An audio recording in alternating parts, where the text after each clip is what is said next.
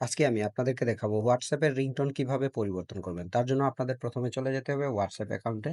এই যে এখানে আপনারা 3 ডট লাইন দেখতে পাচ্ছেন, জাস্ট এই 3 ডট লাইনে ক্লিক করবেন। দেন এই যে এখানে আপনারা সেটিং অপশনটি দেখতে পাচ্ছেন, জাস্ট এই সেটিং অপশনে ক্লিক করে দিবেন। এই যে এখানে আপনারা দেখতে পাচ্ছেন নোটিফিকেশন, জাস্ট এই নোটিফিকেশনে ক্লিক করবেন। ক্লিক করার পর একটু স্ক্রল করে নিচের দিকে নামবেন।